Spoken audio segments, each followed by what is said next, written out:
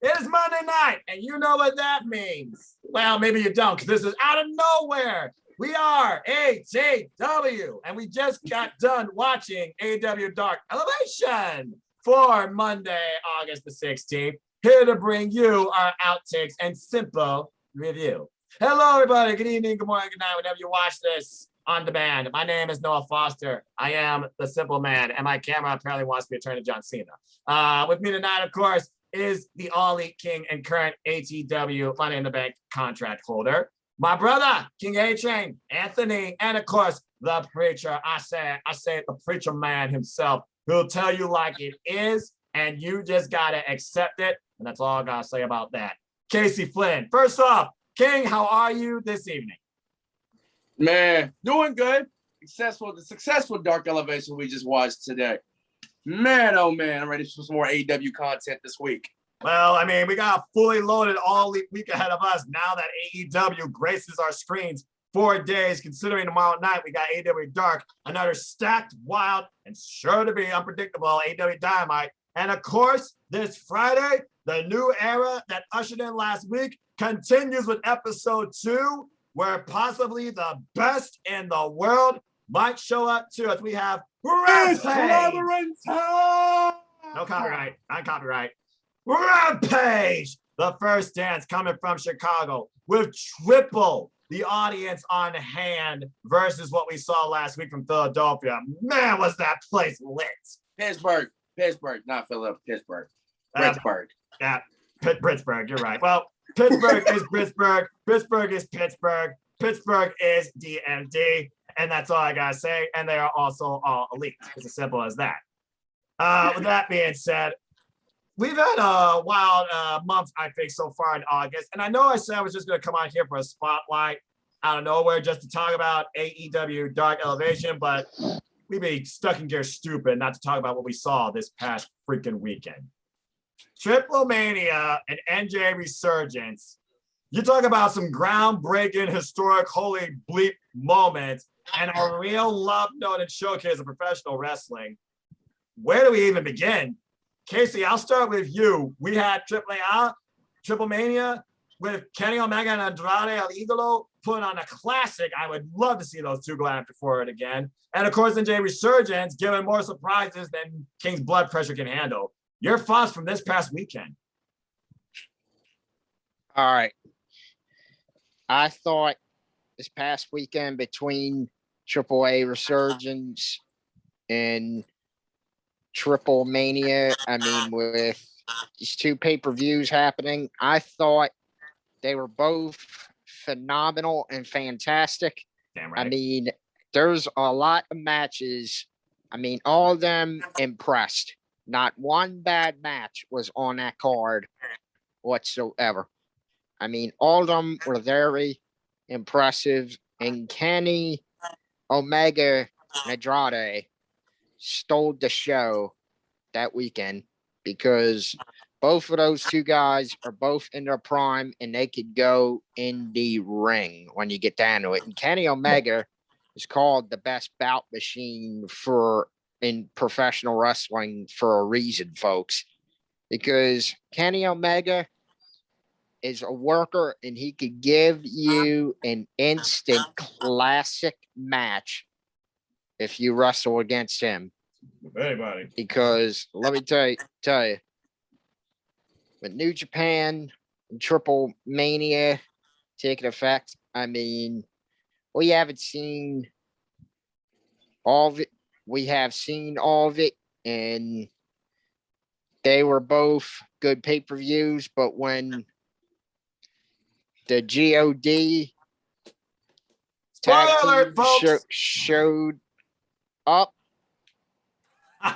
that was a holy shit moment. Because in the words of good old JR Jim Ross, business has indeed picked up. And I can't wait to see GOD versus the Good Brothers down the road, because that tag match is going to be insane. And We got a lot of exciting stuff in professional wrestling ahead of us. AEW, New Japan, Triple Mania, because this professional wrestling is at its peak right now with the Forbidden Door taking place with NWA, New Japan, AEW, and AAA. I mean, anything could happen, folks. We don't know who's going to come through that Forbidden Door. Yeah. From where, who, when, what, how, and for what purpose. As of course, just to give a few highlights to you folks from this past week before I hand over to the King, who I know has got a lot to say. At Triple Mania, that was headlined by a number of events, the traditional mask versus hair match that felt very personal. It was absolutely brutally insane. To the triple threat, AAA Tag Team Championships being defended as the Lucha Brothers took on Brian Cage, Black Taurus, AEW Impact Wrestling together. How about that? And of course, El Hijo and Laredo Kid in a wild triple threat tag team match where the Lucha Brothers did successfully retain. And of course, we had the Lucha Rosa make history, becoming a double champion. Now the Dalena Dalenas AAA women's champion, defeating Baba Apache. Although something tells me those two are not double each other by a long shot.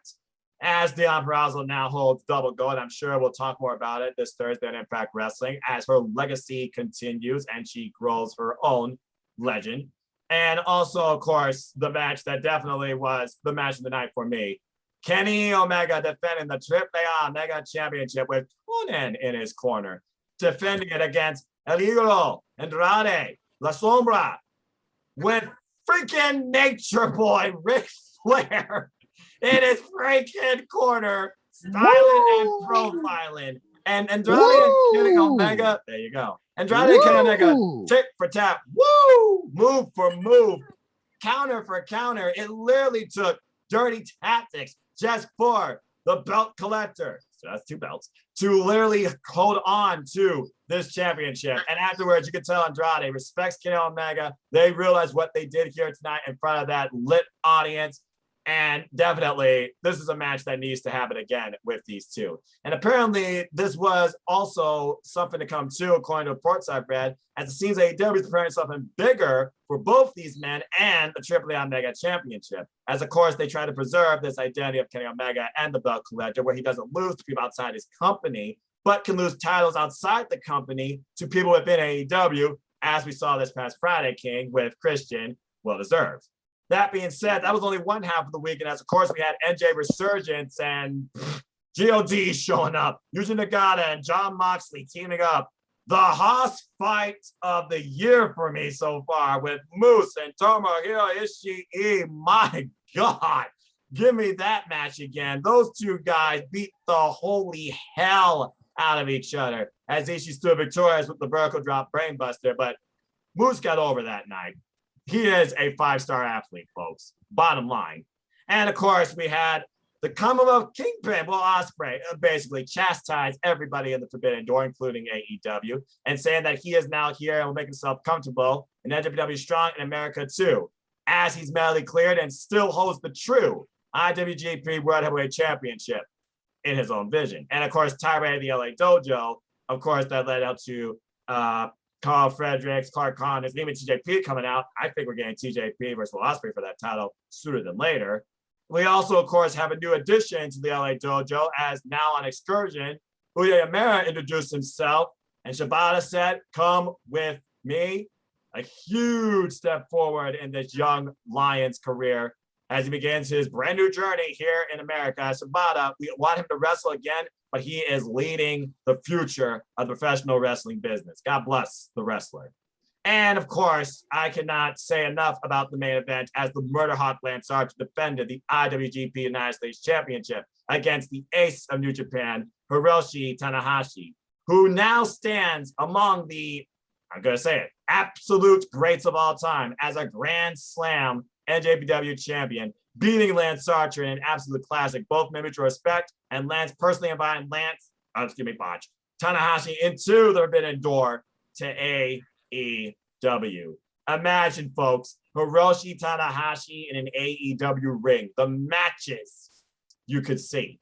And of course, Jay White defeated David Finlay as well, who was very game for the Neverweight Championship. But it looks like a Certain Stone Pit Bull might want his gold back and restore it to what the Neverweight Championship truly has represented, I would say, the past 6 to 7 years. And that's just a few highlights for you folks regarding what happened. So with that being said, King, it was a hell of a weekend. Your thoughts, your favorite match, your moments, and what you think's to come before we break into what happened tonight and what's ahead this week. See, I'm glad you guys touched on God because, like, notice, like, when I was watching Saturday and during New Japan's resurgence, I noticed how their mics got cut off, and then Carl was like, checking to see if the mics were on. And then next thing you know, here comes God appearing out of the blue, and I'm like, we're really going to get this, ain't we? I was hoping we get this starting September 22nd in Queens for the seeds to be planted. But instead, God wants to come in and say, you want to know what? Why wait till New York? We can come to LA. We can like plant seeds for this to be happening. And it's exactly what they did. And we had a stare down and basically 4 of what represented Bullet Club. You looking at 4 Bullet Club royalties in that ring in LA at the Torch Coliseum. But the Good Brothers didn't want no part of God. They think they're too good for God, but Tama and Tonga ain't gonna stand for that. They ain't gonna stand for that. They will find God, whether that be an AEW with the Super Elite, shout out to my boys, or they'll be an Impact. Whether it will happen, because I'm still sticking with this word, and I have said this on Twitter, and basically because I still think we are not going to get Christian and Omega at All Out for the rematch. But this time for the AEW title, I don't see AEW doing rematches like that because of the fact that AEW rarely give us rematches. Like, I don't think they ever give us a rematch, I think ever. So I don't think we'll get a rematch between these two for the AEW title.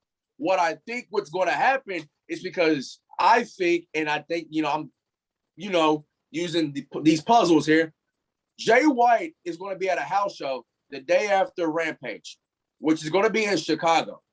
So what I think will most likely will happen is if they don't do Christian, which I like Christian, I'm glad he's Impact World Champ. And as much as I want to see the match again, I don't want to see it this quick. Mm-hmm. So what I see will happen is we hit the Bullet Club intro, you see Jay White coming out, you see him ringing God, and in the ring you see Kenny. It could be with the Kenny, the Bucks, and the Good Brothers. What we see is a stare off, but you just see 3 versus however many with with Don and Cutler and Nakazawa in the ring. Then you bring in Bad Luck Fale. Then you bring in Phantasmo. Then you have the whole group in a stare off, and whether that be on Dynamite, not on Dynamite, whether that be on Rampage or the following weeks. But I do see this culminating with Omega and Jay White in a rematch from 2018's match for the IWGP US Heavyweight Championship. But this time, let's do it in AEW ground. Let's do it all out. Is why I see can go down because of the fact that I don't see Christian Omega doing this again when we just had the match like last week and they do it 3 weeks later. Like, I think that's a little bit of overkill, just a tiny bit. But because Jay White did say at Resurgence, said, I don't care if it's in a New Japan ring. I don't care if it's in an Impact ring. I don't even care if it's in an AEW ring. I am going for that company's prized possession because I am the real belt collector. Keep in mind that Kenny still got 2 belts. Yeah, he lost his Impact World titles. But also, Jay White's also going on a belt collection mission, just like Kenny. So what I'm predicting, what to follow up with that Jay and Omega, is if you want to do title versus title, be my guest. If you want to do the never openweight title versus the AEW title on the line, go ahead and do it. And have, if that's the case. Or you can go with many routes if you want to with the Jay and Omega. I'm still sticking to it. Also, if you want to do the Good Brothers versus Geo did All Out for the Impact World Tag. If you want to do that at All Out, give the Impact some shine in Chicago. Do that too. And also, from what I've learned as these past few days, my friend Matthew on Twitter, shout out to you, Matthew, for giving me the source. Tanahashi's last day in the U.S. is today. After that, he's going back to Japan. Tomohiro Ishii, on the other hand, is still going to be here in the States throughout these past 2 months. And he pitched an idea to me saying, let's do Ishii versus Moxley. And I said, you know what? If Tanahashi's leaving the States this week to go back to Japan, knowing that he probably compete in the G1 Climax, but Ishii's staying, give that match to me. But if Tanahashi decides to stay in the States, give me Tanahashi and Moxley, because Moxley did say that he thinks Tanahashi's been dunking him in that Forbidden Door, but he wanted to come out and face Lance Archer. So give me Tanahashi, and plus Moxley was at ringside Saturday night watching Tanahashi and Archer for that IWGP US Championship. Clearly sitting next to the belt. Yep. So if that's the case, give me Tanahashi and Moxley for that belt, so that Moxley can finally get his wish. And also, Ric Flair has a no-compete clause, even though he never was an active wrestler, but he has a no-compete clause in his contract. And with him coming out with Andrade, this begs the question, what do you do with Chavo if Flair shows up in AEW on Dynamite?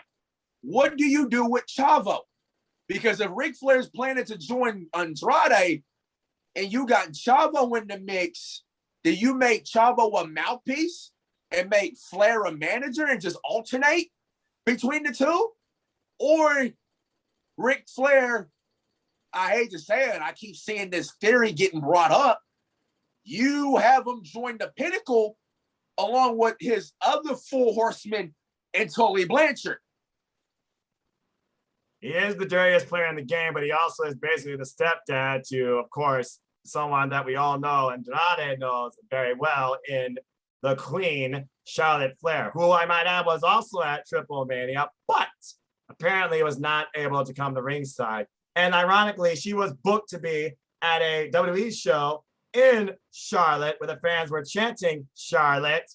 It didn't happen. There's much more to this guy, as Andrade did say, he wants the entire family with him in AEW. La Familia. Though at one point I thought he was trying to build a Los Nobles faction, right, in AEW, similar to Tetsuya Naito. And thinking about this whole Forbidden Door thing, it would not surprise me one day if we see Tetsuya Naito and La Sombra face to face. Considering what you talked about, though, with the G1, the United States Championship, that'd be a classic G1 rematch brought forward on American soil. I would love to see Tomohiro Ishii and Jon Moxley, even if making a number one contenders match to face Tanahashi for this title. You could probably build an IWGP United States Championship program with Tanahashi all the way up to Wrestle Kingdom at this point with the ways you could probably take this belt, considering the G1 31's coming up. Where Will Ospreay already said he will not be participating. So the field's wide open as to who can win it. And we also know who's not going to be participating in it due to those American dates you discussed here in New Japan of USA's touring coming up. Is one Switchblade, Jay White. No J1 this year. So as far as if actually could win this and face who Ospreay believes is the interim IWGP World Heavyweight Champion, Shingo Takagi, for his title. Kota Ibushi, please get well soon. I know he still has a match, but again, health has to come first, just like Ring of Honor delaying their shows.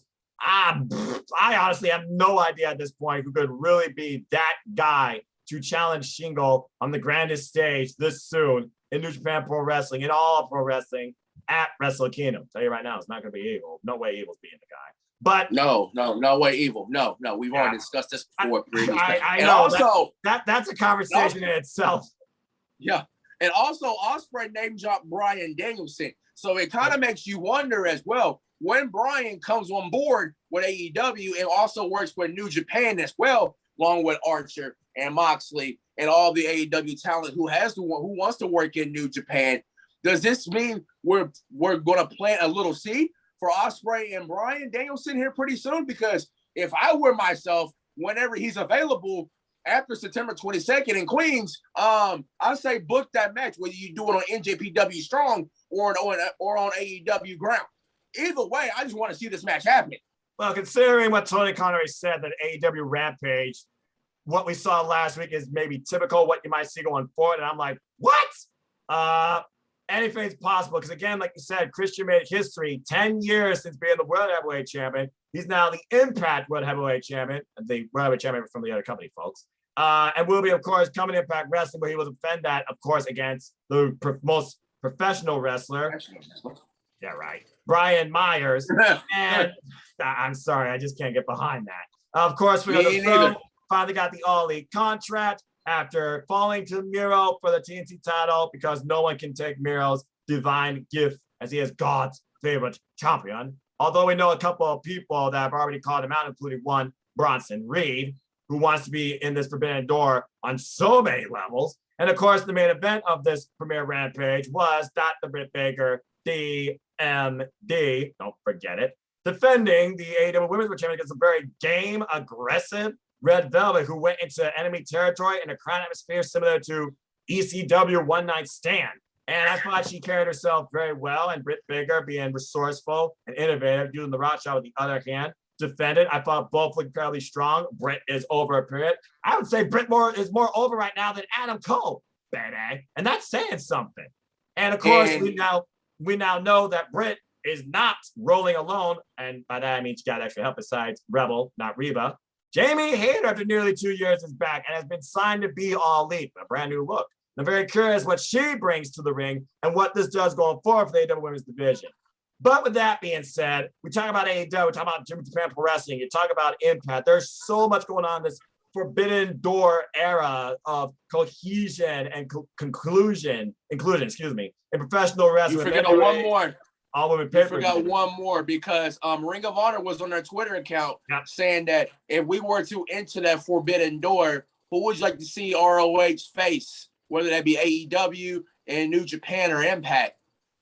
Well, the thing is, I was talking with the guys on Wrestler Revolver for X, and we were talking about this too. It's like, man, Jay Lethal and the Briscoes, they've been with that company forever, man. What else can you do with them? So right there is three extraordinary wrestlers I would love to see throughout the Forbidden Door. First match off the top of my head, I think I would like to see the Briscoes versus the Dark Order. I think Stu Grayson and Evil Uno and the Briscoes can have a very dynamic match. And I keep saying it. Stu Grayson, to me, is a future TNT Championship challenger. That's all I got to say about that.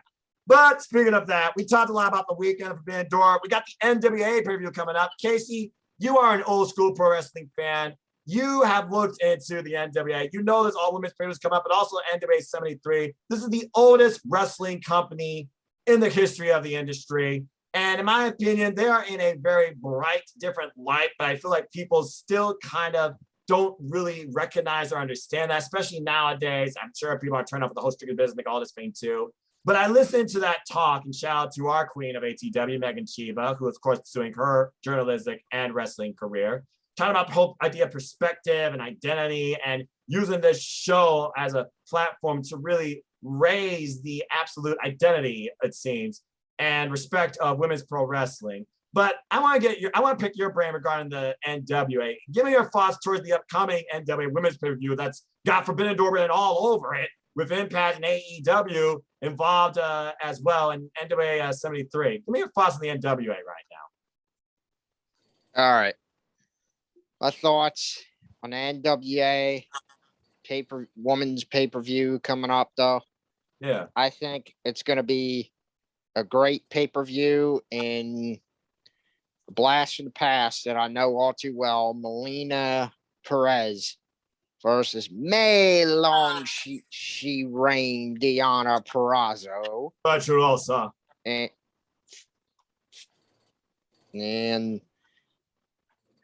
Diana Perazzo and Melina. It's going to be a very good match. And what I have to say on that title match right there is Diana Perazzo cannot underestimate Melina for a second, because Melina is an experienced veteran of this game, and she knows game all quite too well. And Isn't that Deanna Purrazzo or Melina is going to be a very good match, but I see Melina, with the professional that she is, will definitely put over Deanna Purrazzo in this match. Mm-hmm. And the NWA pay-per-view is going to be overwhelmingly a good one, especially with the women's tag match with the startup queen herself, Red I think Velvet, it's safe to say that's Casey's and Kylie King in the tag match together. But that's going to be a good tag match in whole pay-per-views, like going to be overwhelmingly a great show. And with the other show with Ring of Honor, I mean, no disrespect to them. That got, of course, moved and delayed.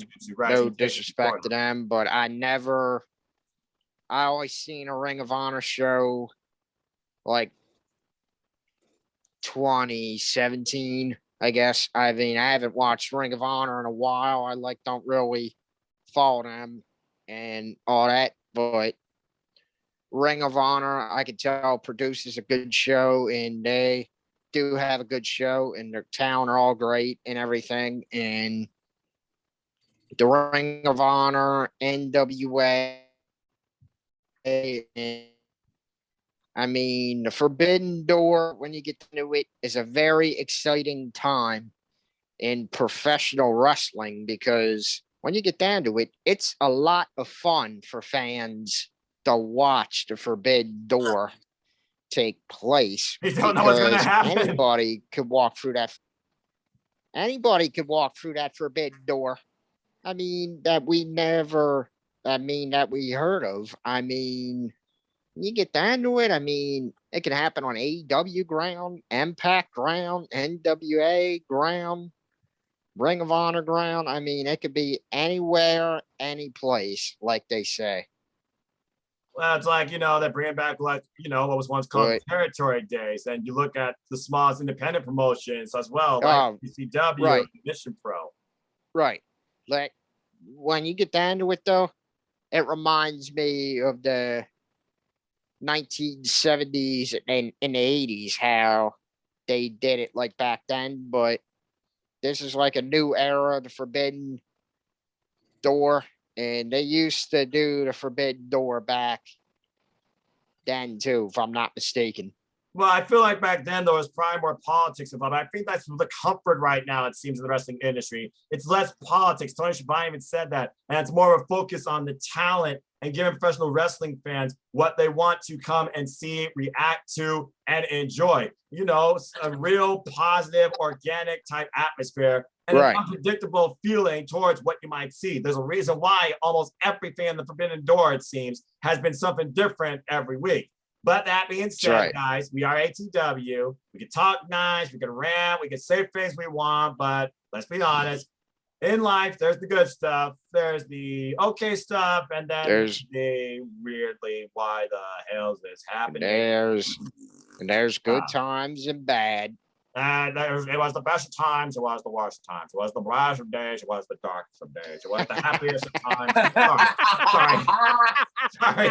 I went on a book thing there. But let's go ahead and get into before we talk about what's coming up this week, as we subtly alluded to with All Elite Week, we of course have the first dance coming up. But we also, of course, have Emergence. So there's a lot of fun stuff coming up here as well. And folks, you can watch, of course, Emergence this Friday in Tech Plus, August 20th, before you check out what everybody's talking about. And everybody's buying the lips on. Everybody's just waiting in anticipation. Why one Darby Allin this past week on Rampage called out the best in the world. And in an arena packed with over 15,000 people, Rampage Week 2 presents the first dance at the United Center in Chicago. So guys, I'm just going to simply ask you one simple question. CM Punk to AEW confirmed? Let me see. It's clobbering time. I figured that answered that. It is definitely clobbering time. The teases on Instagram and him calling commentary for mixed martial arts. Everything's there. His latest tease, literally 3 sets of numbers. Each one of those sets of numbers represents what? An era of punk. And 21, how ironic, is the year we're in now. Because last time we were in the summer of punk. The fact of the matter that we could possibly see CM Punk in AEW potentially confronting, maybe not wrestling, but confronting Darby Allin in 2021. What in the hell type of era are we living in? I have no idea what to expect this Friday. We have no card. We have no matches. I still think they need to set up Diamante versus Big Swole at that show because that match feels that damn big to me. But I digress. But overall, this 1 hour of Friday Night Professional Wrestling that collides with NJPW Strong, that's now got Will Ospreay in it. So that might become a little Friday Night War in itself. I hope not. But bottom line, I cannot wait for this Friday. Now, let's go to a more sovereign tone as we turn our faces to something we once know and loved as our world changes forever as we know it. This weekend marks NXT TakeOver 36 and the last TakeOver as we know it, as Vince McMahon has decided to take the reins of NXT in a whole new direction, for he faults the failures, in his opinion, of NXT not beating AEW on Wednesday Night War, and basically goes against the roster and independent wrestling because, again, you can't have wrestling in sports entertainment that's worthwhile that goes against Vince's vision. So let's see. We've had releases. We have the potential of a brand new set. We have the independents being beaten out of the independents out of them. Shout out to our inquirer and newsman, Eric. And we've already seen people from this Sunday, yes, folks, Sunday's TakeOver on the main roster in the worst spots possible. So in a much sovereign tone, we talk about SummerSlam, and I'm sure one match that will cause everybody to rant. I just want to get everybody's thoughts on NXT. What's to come of it? What's to become of it? For what I've heard from, I think it was from Andrew Zarian. Take this with a pinch of salt, even though he's been really good on his sources. Shout out to Matt Man podcast. Shout out to them. I follow them. Nice. He did say that the rumor going around is that NXT is going to be taped shows again on Mondays and Tuesdays. They're going to have taped shows, and then they're going to air it on Tuesday. So Sunday and Mondays are going to have tape, like they're going to be taped, and then that's when they're going to air those tape episodes on Tuesdays on the USA Network. Also, yes, like the USA higher ups are not happy. They did say that this is not what we signed up for. So you can already tell that the network execs are not going to like where this direction is going, because once again, Vince has struck a chord and what made Triple H's vision of what we love about pro wrestling that will happen in WWE, that'll be that shining light that will hopefully see Vince to change his ways, has now become darkness. And that darkness is now about to take over the brand that we used to love. The brand that we used to think that, okay, if they could take this and implement that into the main roster, then it'll become a much more better product than both for Raw and for SmackDown. Nowadays, we look towards NXT UK, which I have some sad news. Usually we have our inquiries. NXT UK is the one brand in WWE that respects the sport of pro wrestling. However, I'm afraid King's got some bad news. Go ahead. Usually our inquirer, our newsman, Eric, shout out to you. We'll see you hopefully for Zoom. Usually will be the one to break this down, but I unfortunately haven't. And that unfortunately happened. Bad news is that in September, the government is now going to pay the rest of the NXT UK's COVID funds. So, which means Vince is going to look into that And most likely NXT UK might get shut down in September. Oh, God.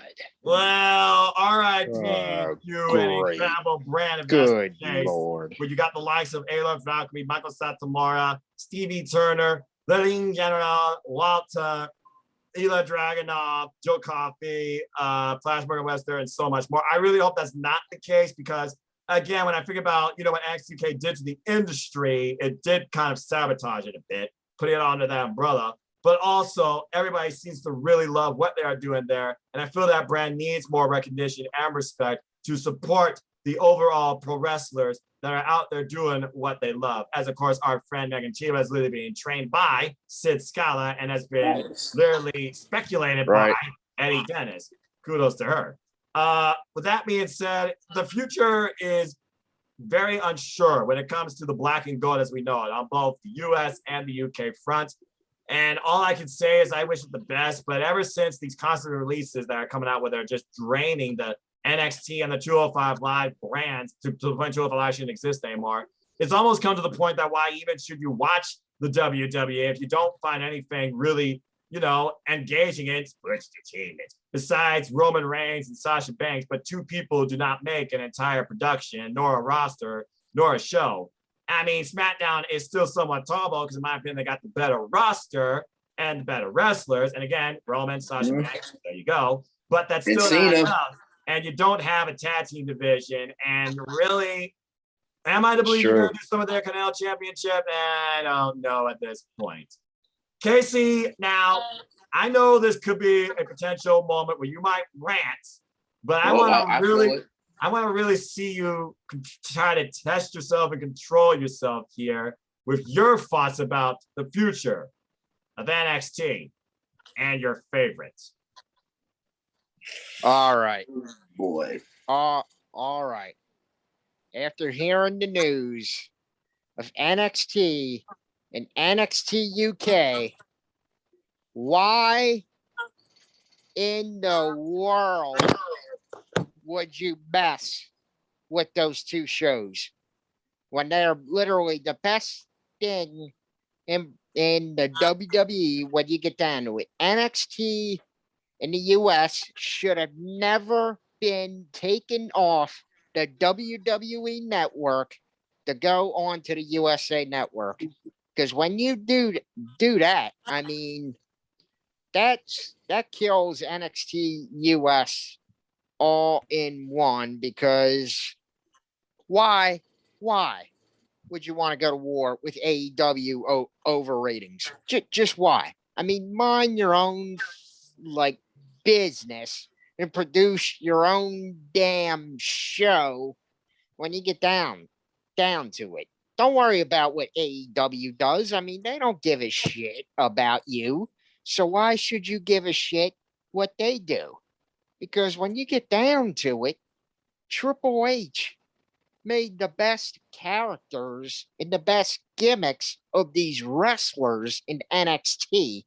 I mean, we've seen the likes of Sasha Banks, Bayley, Charlotte, Becky Lynch, and many of others all came Seth before Rollins, list goes on and on. Seth Rollins, Roman Reigns, list goes on and on right there. And when you get down to it, though, why the hell? And what gets me? Here's what gets me. Why are they?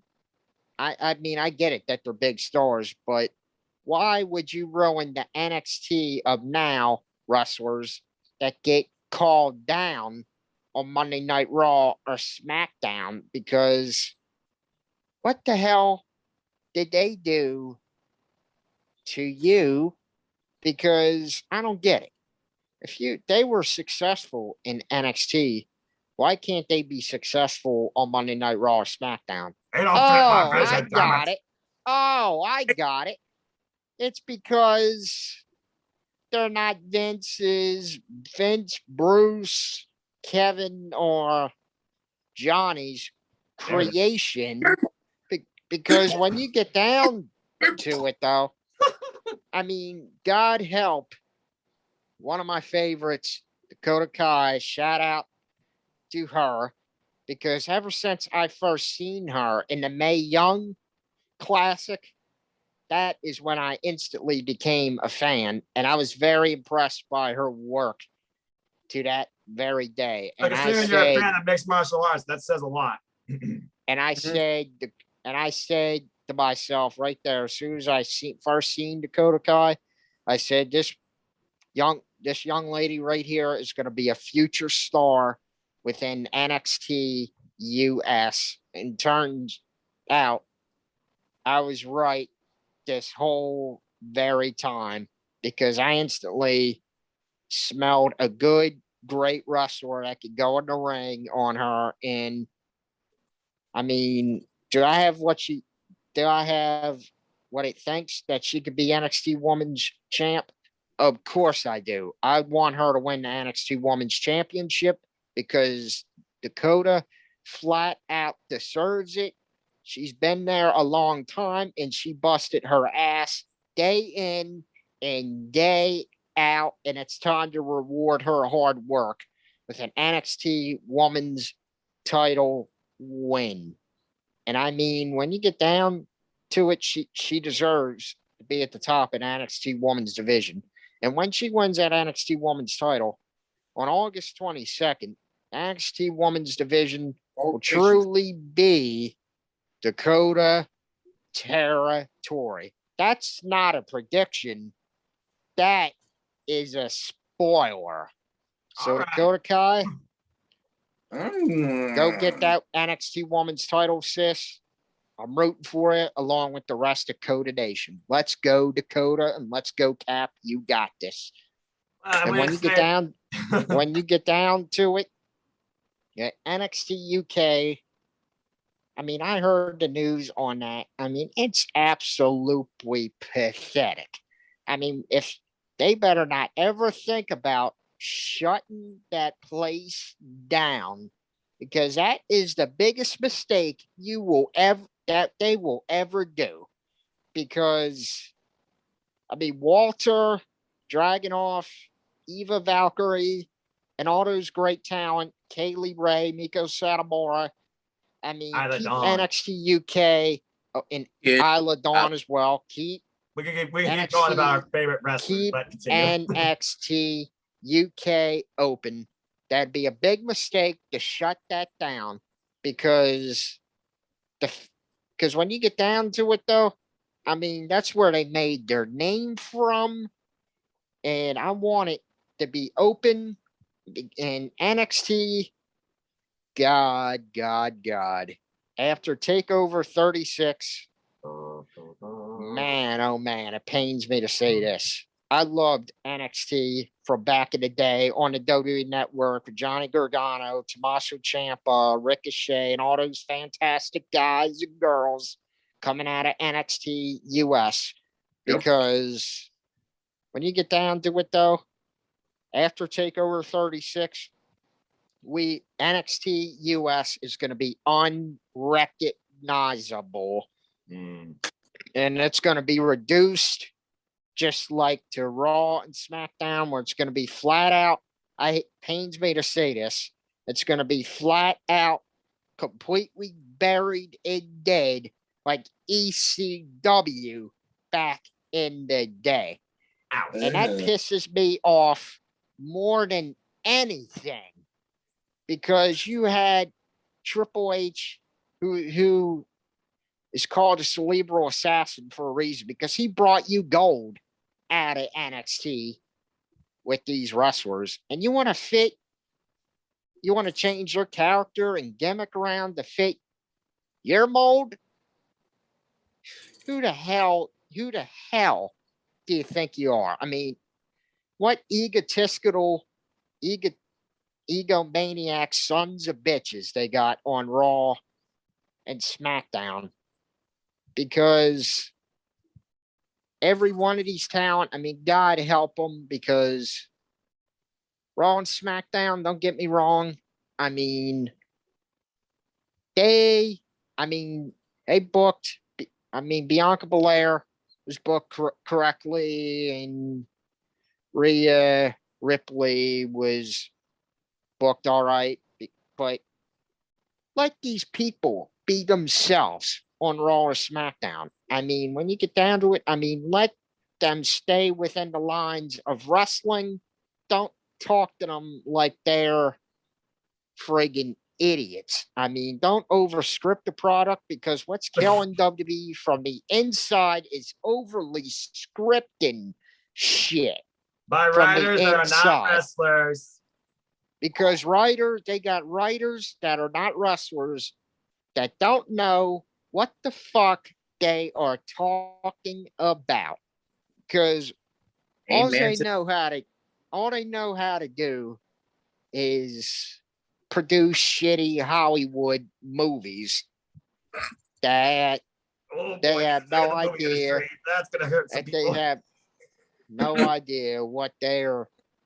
I mean, movie industry. I mean, don't get me wrong. I mean, I've seen a lot of great movies and all this, but That went off topic. but the writers and all this. I mean, let the wrestlers write their own fucking promos. I'm sure that you have a lot of. I mean, you have a lot of wrestlers that are smart as shit. I mean, some of them. I mean, we don't know. May have been to college and all this, but let me tell you something. How much that plays into your WWE career, but anyway. Let me tell you something. Go for it, The man. WWE. I'm gonna do a CM Punk right here. The Oh, WWE is no longer a place where dreams can become true. The WWE is a place of living nightmares where you will not survive under Vince McMahon unless you do stuff his way, because it's Vince's way or the highway. shout out to And Limp that's Bizkit. all. And that's all I got to say about that shit. And let the Good God Almighty! All right. Well, anyway. And to anybody with the Hollywood film industry, I mean, I'm sorry I had to say that, but it's the damn truth. It's the truth. I mean, I literally speak my mind in all this. I mean, I don't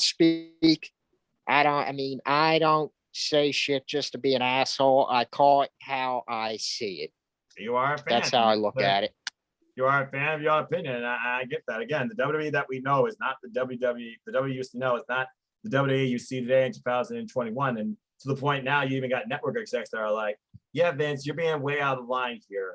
I mean, people are already chastising the product, but hey, they're still going to the product for the kids and the family members and to support their favorite superstars that still to this day, they're just trying to make a living for their family, whether they have, the happiness to do so or not. It's like Nakamura called out a fan like, you don't know if I'm happy. We don't know who's happy. Bottom line, they provide for their families. They just sit and get full on whatever in catering, if catering's still the best thing there. I guess that's just, their own choice and judgment. Bottom line is this. Pick and choose which way you go in this industry. If you want to go to WWE, then I clearly see you're going there just for the money. If you're going anywhere else, you're going for your passion of professional wrestling. That's all I got to say about that. All right. Well, with that being said, let's go ahead and, prime example is poor Selena Vega got the shaft, but then again, karma could be a bitch too. Trapped in WWE while her exactly right, and they made her husband into a top draw in 5 minutes. And I'm still trying to figure out what the hell that promo meant when you said you're boxing, or not boxing. You're basically challenging God. And I'm very curious which direction this goes now with Cody off for the time being, as they got a reality show coming up and stuff. There's just so much crazy stuff going on in this wrestling industry that I'm trying to figure out and can't. I think about Mercedes Martinez. Could she show up in the Casino Battle Royale again like she did last time and bring her veteranism to AEW? Bronson Reed wants everybody in the Forbidden Door. I think he can work in any company. And as far as those other prospects that were just signed and they released some the same day, some on the wrestling anniversary, and some literally on their first match on 205 Live and their last, all I can say is I wish them all the best. Speaking of which, let's go ahead and briefly talk about one person or two. Buddy Murphy brought out a very interesting promo similar to one John Moxley when he was free, and shades of the same doctor as one former Aleister Black, Tommy End. The date says 8/31. Now we know that All Out is, of course, literally that weekend coming up, September 5th. We all cannot freaking wait for that shit. But I've got to wonder. Damn right. It feels like that literally Tommy End and Buddy Murphy are bound to fight forever. So is Buddy Murphy bound to AEW at this point? What the hell's going on there? And in addition to that $50 follow-up, we've got to talk about the man that says you can't die and you can't kill it. What future awaits Bray Wyatt? King, both of those questions I toss to you. Buddy will be bound. He will be AEW bound, and I really do see either him and Malachi go at it. Because remember, when Buddy retweeted after Malachi's debut on Dynamite, he's retweeted and it said an I. And then Malachi said, what did he say? Buddy. So, and then with that Moxley first promo, and then the part 2 with the same doctor that Malachi used, I can really see these two square it off one more time on AEW, which if y'all haven't, go check out their previous matches in WWE. They were top notch. They were friggin' pay-per-view. Oh, fantastic. They're fantastic. Buddy Murphy was probably my favorite cruiserweight champion in the original 205 Live, and they're at their highest. The matches he had with Buddy Murphy what Buddy Murphy had with Tony Nese and freaking Mustafa Ali and Cedric Alexander, legendary. Also, Bray, what do you do with Bray? There are a lot of ways you can do with Mr. Wyatt because he is so creative in the head. He is so creative that I feel like if he was to star in a horror movie in Hollywood, he'll nail the part just like that because he is so freaking creative. He could write a horror movie. And by the way, small tangent. Stop blaming Alexa Bliss for Bray Wyatt's release because she was actually very affected by it too. It is not her fault that she is stuck with a dull gimmick. She is making what's given to her work. And that's all I gotta say about that. Don't chastise a pro wrestler because trying to make the best out of the worst situation.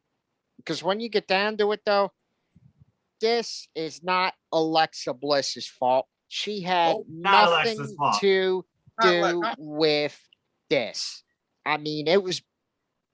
She had nothing to do with this. It was out of her hands and out of her control. She has no control over it. So folks, quit blaming Alexa Bliss for it.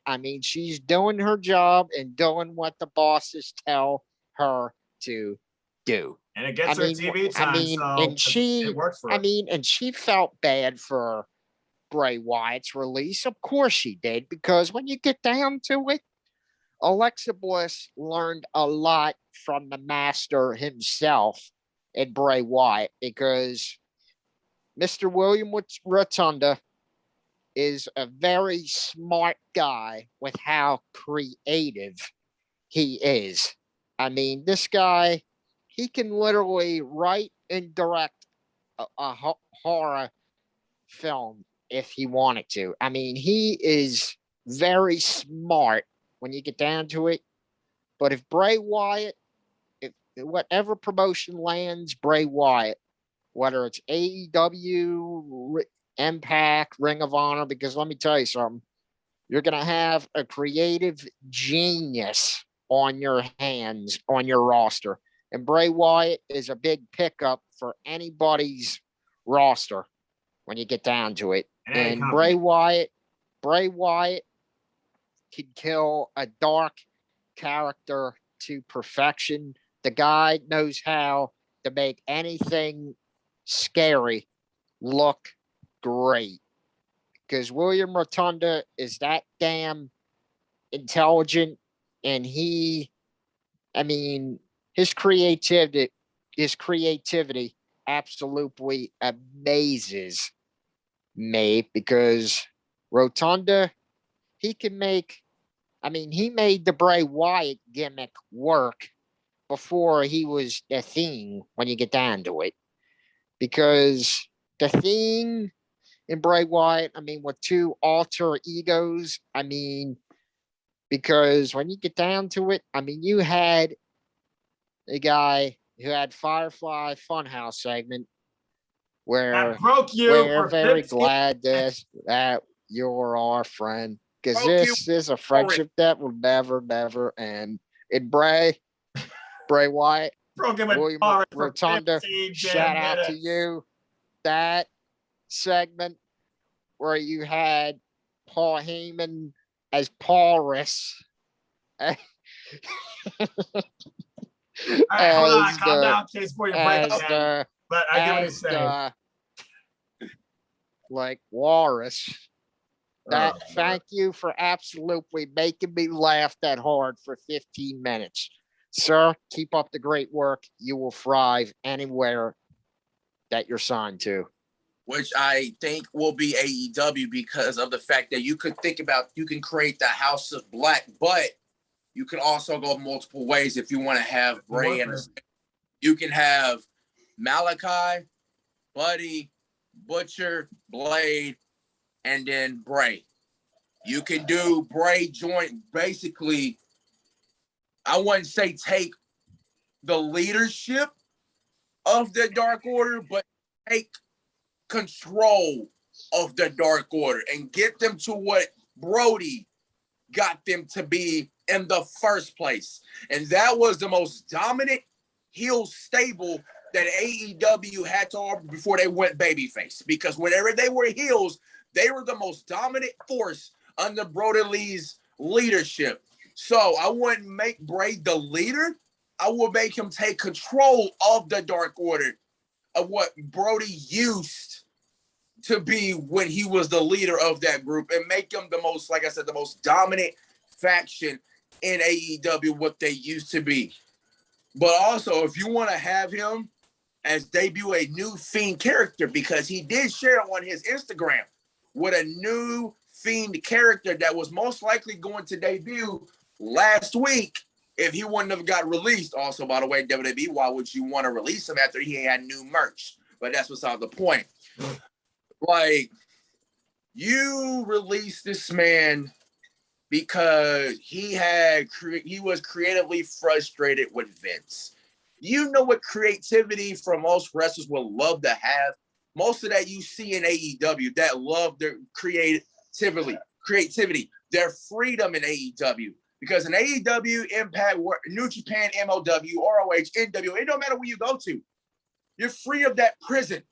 That prison is going to hold you down as long as you know you're not a Roman Reigns, you're not a Seth Rollins, you're not an AJ Styles. And as far as the women, you're not a Sasha Banks, Bayley, Becky, or Charlotte. Because there's like, let's see, Ruby. I can see Ruby. And no offense to those names, by the way. It's just WWE politicking, but continue. Exactly. Thank you for touching on that, my brother. Anytime, man. I see Ruby going to AEW, what she is rumored. I can see her being the Joker at All Out. I can see that, or you can play the Mercedes card. But that's bringing back the women's casino battle royales. We gotta figure out who's gonna take on the Doctor. Though the Alien seems to be very close and wants to be our new leader. I'm not against that. Right. But back to the Bray thing, you can have Bray debut this new Fiend character that we would have got on his return. And it will probably make it the most scariest character in AEW, right up there with Malachi's. Because when Malachi came in, it was basically he perfected his entrance, pretty much of what he had at NXT before Vince screwed it all up when he got called into adding the creaking noises as soon as he came. Right. And make him look like Tom Clancy Splinter Cell with the eye patch, with the little suit on SmackDown, the rivalry with Kevin Owens. I'm like, is this Aleister Black or is it Tom Clancy? What is this with Aleister? What are you doing? This man's a striker. This man's a brawler. and one of the best strikers and brawlers to ever do it in this wrestling business. And you have him turn into a suit with a pirate eye patch looking like Tom Clancy's Splinter Cell. Like, that's not how exactly you right. book. That's not how you should book Black. What Black should be booked is what he's been booked now in AEW. That's becoming a top star of what he was in NXT, which I feel like he shouldn't even need the NXT title to begin with whenever he was in NXT. But they gave it to him, which I was not complaining about it because It was a good match I with felt like Andrade. I recently watched that. It was a good match. good match. And I feel like, but in his character, I feel like he shouldn't even need the NXT title because he didn't even need it because he was more over without the title. But with the title, it showed that he was a dominant champion, no doubt about it.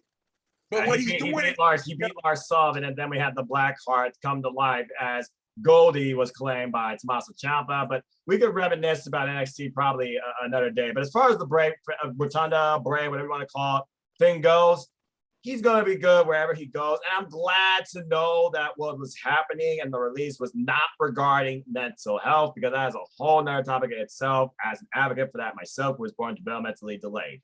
That being said, I wish everybody who was released from what everyone calls the prison the best now that they're free. Because sometimes when you're free, you don't know what it's like on the outside, how to handle it. And I'm not method acting, I'm just saying, though I have seen that from movies too. That being said, going on that tangent, yeah, but bottom line is this: professional wrestling has definitely been a unique peak time in 2021, everywhere outside the WWE. And again, we have the first dance, we have All Elite Wrestling's Dynamite and Dark tomorrow night, as of course we'll see more talent try to flourish and showcase their skills, including one Kiera Hogan. And of course, we have Impact Wrestling, where we know Christian will be confronted and making his Impact Wrestling return by his proponent, as well as so much more with the X Division. And Josh Alexander, to me, is a future Impact World Heavyweight Champion. No doubt about that. He's up there with his skills when it comes to in the ring with Kenny Omega. I need to see that one-on-one. And I'm looking forward to Emergence. And as far as this weekend goes, TakeOver or SummerSlam, which one am I looking forward to more? Subtly, you got to look at it from two perspectives. One, we are fans somewhere deep inside us of both NXT and aspects and certain wrestlers in the WWE. Can't deny that, okay?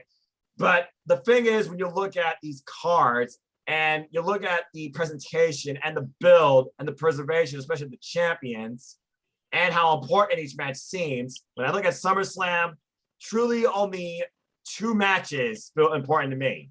And that's Seth Rollins and Edge and Roman Reigns and John Cena. And I look at TakeOver and only one match truly feels important to me. And that's Walter and Ilya Dragunov. So with that being said, gentlemen, before we close this impromptu, that's what I'm going to call it, impromptu ATW View, what are you looking forward to most this weekend after AEW plays the first dance among SummerSlam and NXT TakeOver?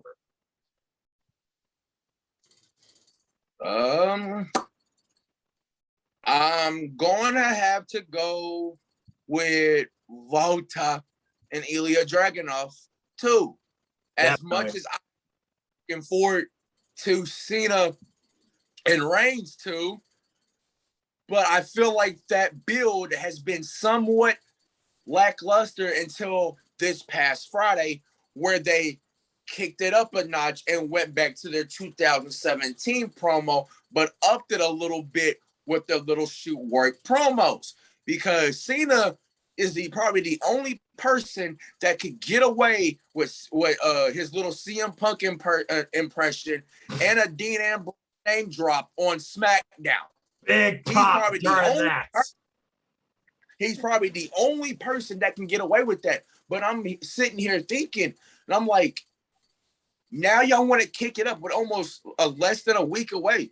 Like, why are y'all waiting to do this now? But I'm thinking to myself, and I'm like, of course, this is WWE. They wait to the last minute to kick it up a notch to get us ready for some, like, that match build, get us ready for that match itself. But with Walter and Ilya Dragunov, the history is already there.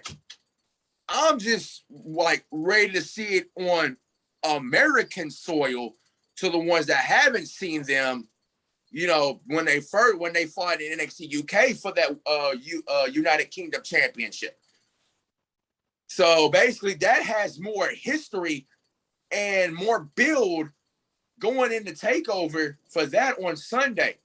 And also, we used to look forward to Karrion Kross and Samoa Joe, but we all know what happened with that. I mean, Karrion Kross gets called up while NXT champion, and then Jeff Hardy pins him while using the ropes as a babyface on Monday Night Raw. And that's when people start saying Jeff Hardy, new NXT champion. Oh, wait, he's not? Oh, yeah. God. Great job of inferior brand, the less brand. You did it. You finally did it. You finally happy that you finally killed NXT basically right off the bat by killing his champion. So that means you give disrespect to what Finn Balor has done to work with Karrion Kross. You gave disrespect to what Oney Lorcan did. Oh, dear. You gave disrespect to what Adam Cole did to work with Karrion Kross to make him a legit champion. And I feel like that Adam Cole promo is coming to life as we speak. You're only like smoke and mirrors, but when it comes to ringing the bell, that care about me, I'm all about in this ring.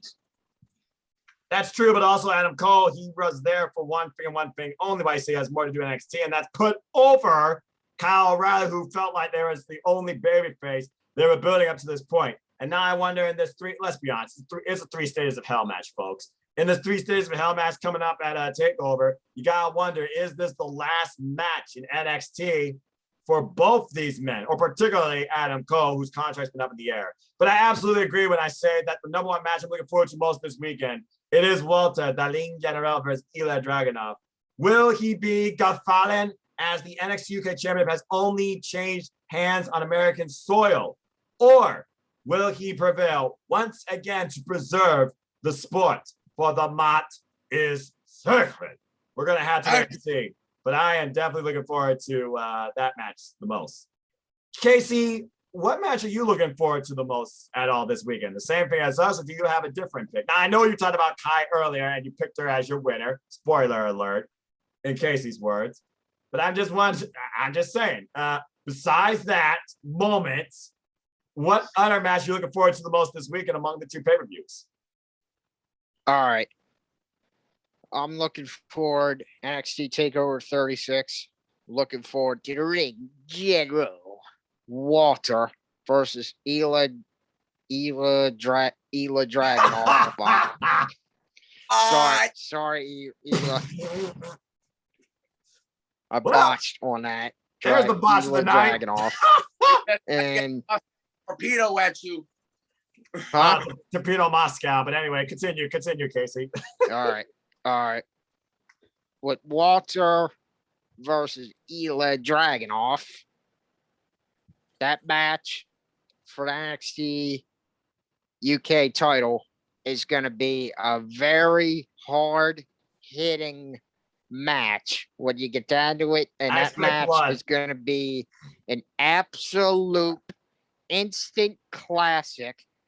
And Ilya Dragunov, God help that chest of yours after that night, because it's gonna be turned into hamburger meat made by Chef Walter. Gonna be redder than last time, that's for sure. And Walter and Ilya Dragunov. I mean, this match and the real question is, will Ilya Dragunov finally become the first man that defrauds Walter, or will Walter retain the NXT UK title, where the mat will be sacred? And I mean, the 2 matches I'm looking for is Walter versus Ilya Dragunov, and my pick for the Walter Ilya Dragunov match is it could go either way. Damn right. But I say we're going to make a bold prediction here, and I say I'm going with Walter here because Walter is the current favorite when you look at betting odds. Oh, and a Igor bang-off. Dragunov is Hey, the that's what underdog. won briefcase predictions holder. Underdog for betting odds. And the second match I'm looking forward to is, yes, you already know, Dakota Kai versus Raquel Gonzalez. Yeah, I knew it. And There it was. and my two predictions for the match is Walter will retain the NXT UK title, where the bot will forever be secret. I keep saying that there's one And- person And that I think could take it off him, but you finish your thought, then I'll talk and about my favorite female wrestler in Dakota Kai is going to win the NXT Women's title versus third time. Raquel Gonzalez. Spoiler. And First time in that's her career. all I got to say. And Dakota Kai, when she wins that NXT Women's title, the NXT Women's division will become Dakota territory, and they will all bow down to the king, known as King Coda. And that, and Dakota Kai will make the ring very royal, because she will be known as King Coda, the NXT Women's Champ. And walking Dakota, good luck to you, sis. Good luck to you. Bring home that NXT Women's title, because you absolutely deserve it.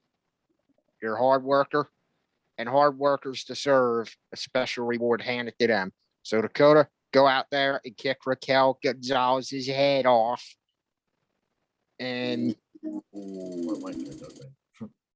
when you get down to it,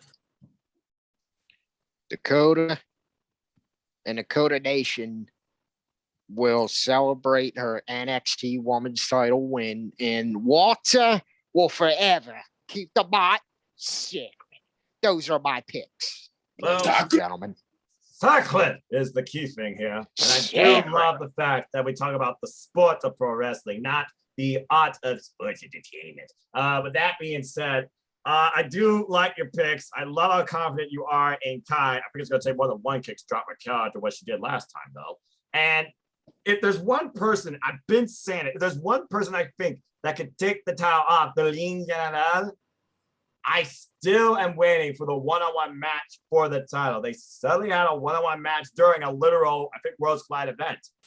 I think the next NXT UK champion should be Jordan Devlin. I think the Irish Ace should be the one to dethrone the Ligne Generale. You should have history all the way back to OTT, Over the Top Wrestling, at Scrappermania in freaking Devlin's home country. And if by some miracle we do get our next takeover in Dublin, Ireland, or something of the sort, I think that's the perfect time for the Irish Ace to truly be the king of this brand. He might not be the Iron Man, but he damn sure is the Ace. Damn, what a match for Bacon, by the way. And that's personally my opinion. So, in short, my match, of course, again, it's Walter versus Dragunov. But I believe the Ligne Generale will retain. No disrespect to either Dragunov, but honestly, right now, there's nothing else Walter needs to do nor should be doing besides holding down NXT UK as the champion and preserving the art and the integrity and the heritage of this sport. Though I don't ever see him going to the Heritage Cup, because if he ever won that, I don't think nobody can ever take that off him either. But again, that's my sole pick as far as that goes. But good stuff, gentlemen. Good stuff. Bottom line is this. We are, impartial. We might be a little biased. We might rant a little bit. Also, fuck Goldberg. With that being said, all right, you know what? No. I gotta get this off my fucking chest. How the hell? Here we go.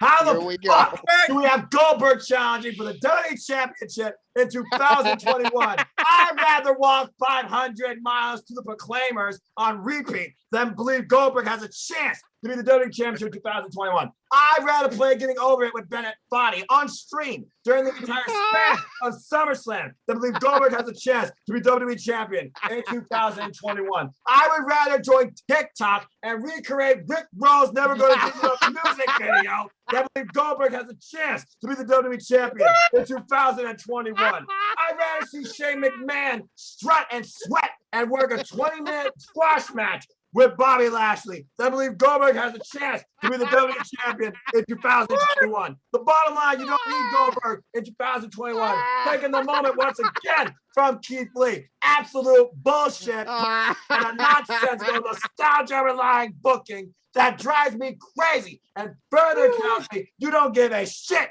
about the WWE Championship nor your company to create fresh stars because no one wants to see Goldberg's old ass literally hit his head on the locker, forget his damn words, misinterpret a spear, well maybe someone else can see that, and literally get squashed hopefully at the hands of the Almighty in less than 2 minutes, send him back to their retirement home, and give me something worthwhile.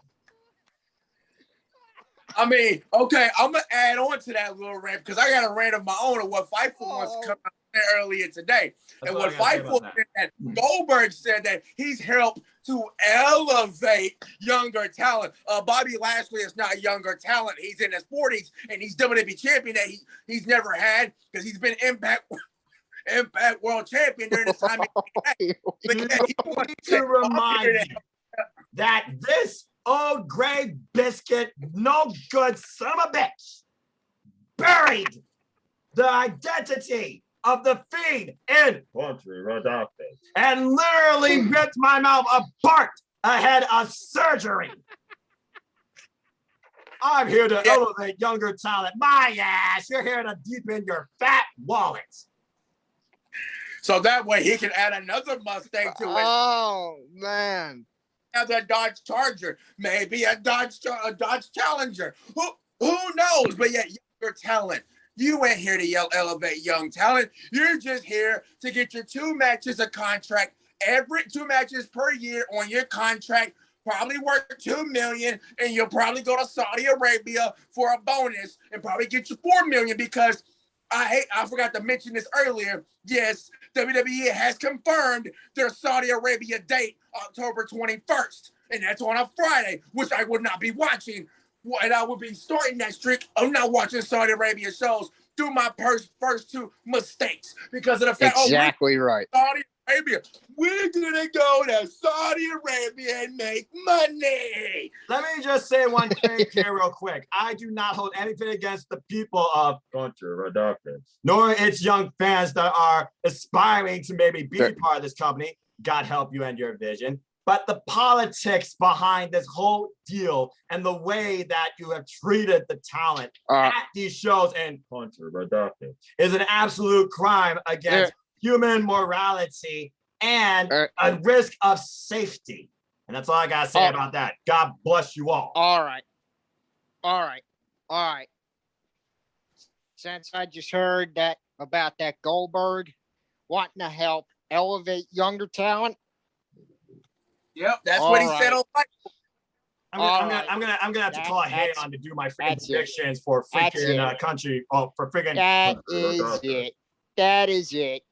Time for another fact statement by me. Goldberg. One thing I gotta say to you, you dumb, bald, old son of a bitch. Oh. You have never fucking elevated younger talent in your entire fucking life. Well, maybe what young talent? That's a different thing. What young talent did you elevate besides Drew McIntyre? Was not the young. Royal Rumble. Drew McIntyre is not young at all because when you get down to it, you helped buried Kevin Owens. The likes of Kevin Owens. Oh man. The Fiend. Fastlane 2007. Why bring that up? The Fiend. Bad year. The Fiend and many others because Goldberg, you are the most selfish son of a bitch I have ever laid eyes on because first off, You don't give a damn about the future. You only give a damn about helping yourself. I mean, you only give a damn about coming in, collecting a paycheck, and then walking out, and that's it. And speaking of this, about the Fiend and Goldberg. Hey, we'll return. Oh, Stay tuned. I gotta help. I gotta do something for the kids. I gotta see the kids as a superhero. It's Nikki Ash, almost Bill superheroes, more Fuck, believable than nobody- Goldberg as a superhero. No, nope. Nobody, Both of them. Do not equal. nobody, no, Both of them. You can just get the heck nobody, away. and nobody, Bill. Nobody likes your ass, Bill. I mean, the kids don't even want you as a damn superhero because you damn near killed the Fiend's momentum. And don't even get me started on this. You and the Undertaker at Saudi Arabia. Oh my Good Lord have mercy. No disrespect to the Undertaker, but that was like two 90-year-old men going right at it. A damn nursing home. I mean, the Undertaker, you almost killed the Undertaker on a botch jackhammer, which that's a match that should have never taken place to begin with, because Undertaker even wasted his time accepting that match, Bill. Because Bobby Lashley is not a young talent at all. He's in his 40s. He's a middle-aged man. And you lost sight. He still can go, but he is not a young person. And you lost a sight, Bill, of how this business was, was, Bill. Because Bill, you only give a damn about yourself. You don't care about anybody else but yourself in today's wrestling world. And why the fuck are you challenging for the WWE Championship when that could be for a younger uprising star that could beat Bobby Lashley? And that is more believable in beating Bobby Lashley. Because nobody wants to see a has-been, a 50-something-year-old has-been, become WWE champion. No, thank you. Because if you want to see the ratings die, put the title around Goldberg, because Goldberg will barely be there because the ratings are bad enough. You want to see him go, you go right on fucking ahead. And that's all. And that concludes that rant. And one more thing. In the words of JD from NY, fuck Bill Goldberg. Yes, what did it That's go all to? I got to say. Shout out to JDNY from New York. And the king has left the building. I'm Y'all good. Y'all good. He's good. We're good.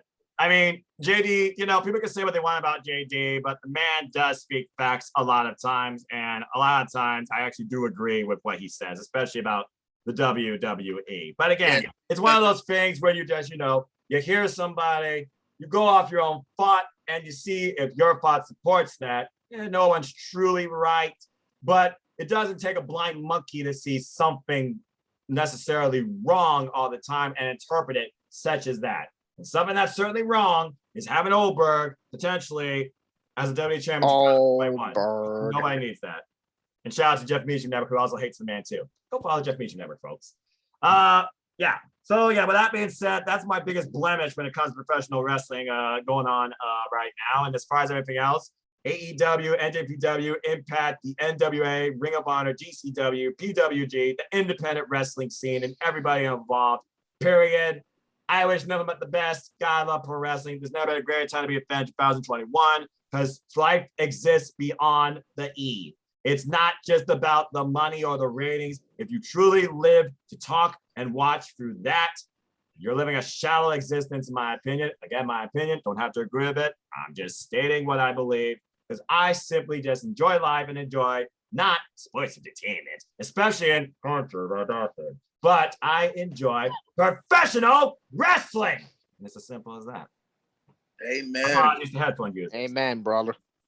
Well, with that being said, I think that was a pretty wild, fun, open, simple, unscripted, unfiltered discussion, impromptu on this ATW view. And whether or not people believe us, follow us, or even acknowledge us, that's their opinion. I don't really care. I'm happy with my ATW crew.